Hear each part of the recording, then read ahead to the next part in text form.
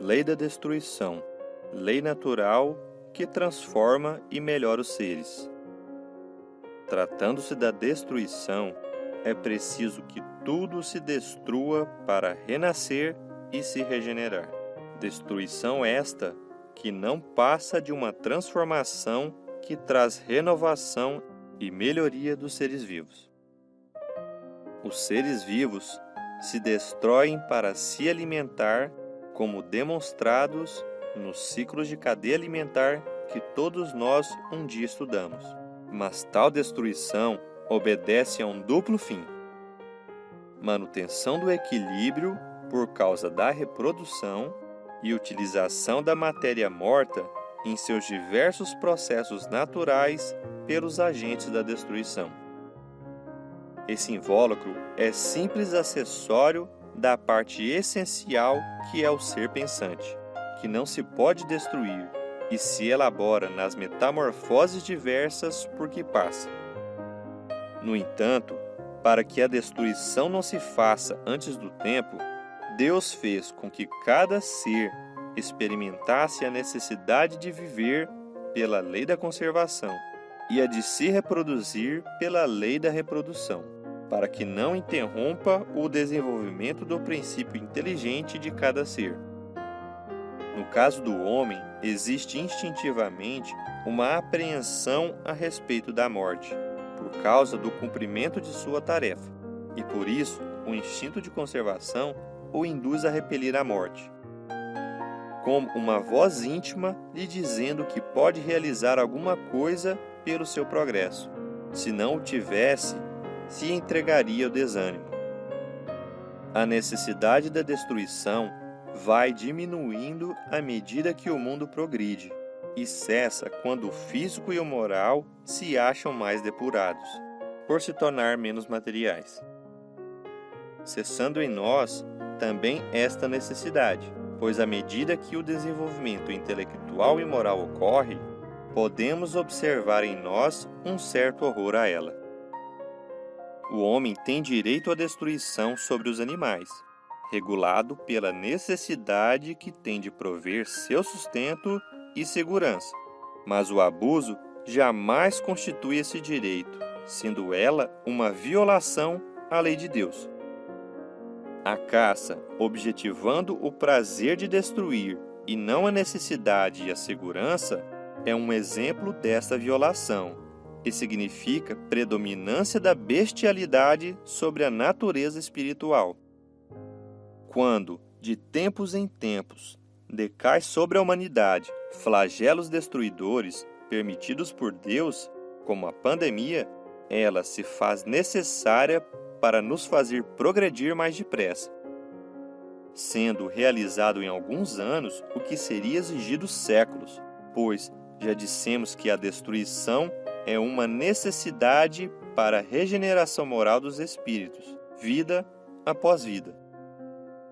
É preciso que vejamos o objetivo, só assim iremos compreender os resultados e apreciá-los ao invés de qualificá-los por efeito do prejuízo que nos causam.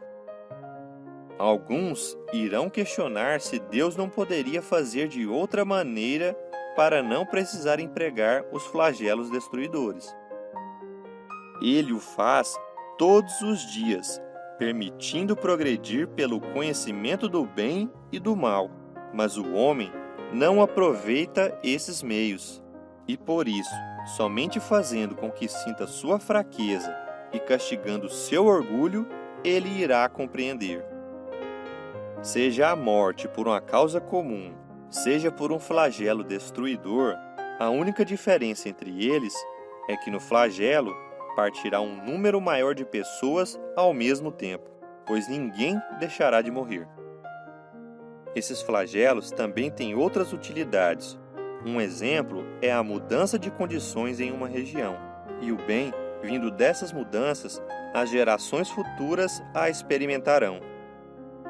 Tem também ocasião de exercitar sua inteligência, demonstrar paciência e resignação, oferecendo meios de manifestar sentimentos de abnegação, desinteresse e amor ao próximo, caso não seja dominado pelo egoísmo. Muitos flagelos resultam da imprevidência do homem.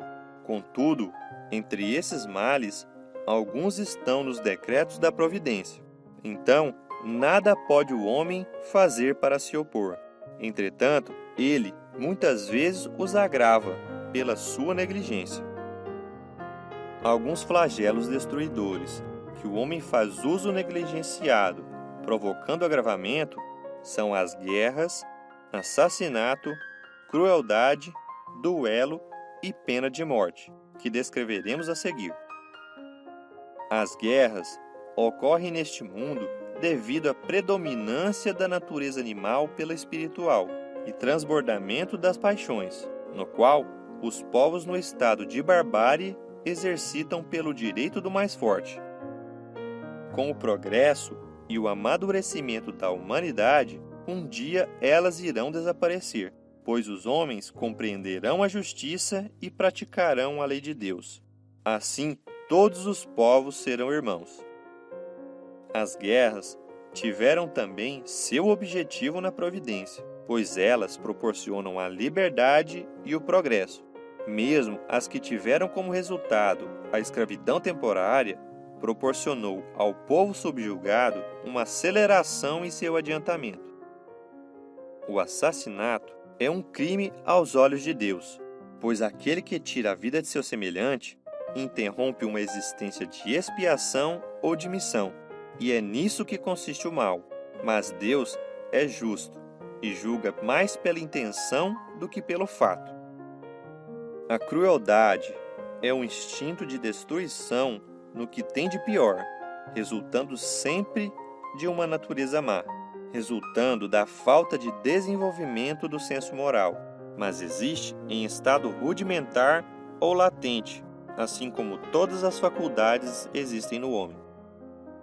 A sobreexcitação dos instintos materiais abafa o senso moral, como o desenvolvimento do senso moral enfraquece pouco a pouco as faculdades puramente animais.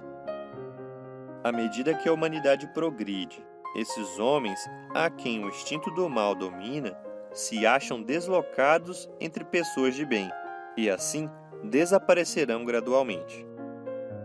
Pela história da humanidade, vimos em muitas ocasiões a prática do duelo, mas esse costume também é assassinato digno dos bárbaros, sendo que aquele que, sabendo não ter capacidade para o duelo e mesmo assim o faz, compreendendo que morrerá, comete suicídio. Mesmo tendo chances iguais, haverá o assassinato de um e o suicídio de outro, porque expõe inutilmente a sua própria vida sem proveito para ninguém. Os que justificam seu valor pela honra nada mais é que orgulho e vaidade. Pois a honra não é medida nem reparada matando ou se deixando matar, e sim estando acima das paixões terrenas. Assim como há mais grandeza e verdadeira honra em confessar-se culpado ou em perdoar se de seu lado está com a razão, além de, em qualquer caso, em desprezar os insultos que não o podem atingir. Ainda que nos dias de hoje exista na legislação humana a pena de morte, outro ato hediondo que interfere na lei da destruição, pois a lei da conservação dá ao homem o direito de preservar sua vida, e por isso existem outros meios de preservar a sociedade de um membro perigoso que não o matando-o. É preciso abrir e não fechar ao criminoso a porta do arrependimento. Mesmo em tempos mais bárbaros, em que o homem pensou ser necessário a pena de morte, hoje repudia os excessos cometidos nestes tempos de ignorância em nome da justiça, pois compreende melhor o que é justo e injusto, e assim o fará em novos tempos futuros, nas sociedades que ainda utilizam desse meio para aplicar sua justiça. Apenas as leis divinas são eternas, as humanas mudam com o progresso e continuarão a mudar até que tenham sido postas de acordo com as leis naturais. Muitos invocam a palavra de Jesus que disse: quem matou com a espada, pela espada perecerá.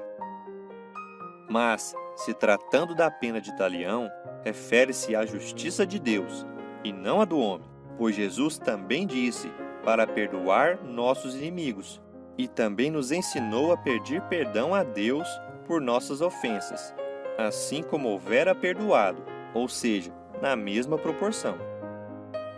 Impor a pena de morte, principalmente em nome de Deus, é querer tomar o seu lugar na distribuição da justiça, mostrando quão longe estamos de compreender a Deus, e que apenas, ao chamado da luz e muito a espiar, um dia iremos compreender tamanha insensatez desta e de todas as outras formas acima descrita, percebendo que somente pela lei natural se faz a vontade de Deus.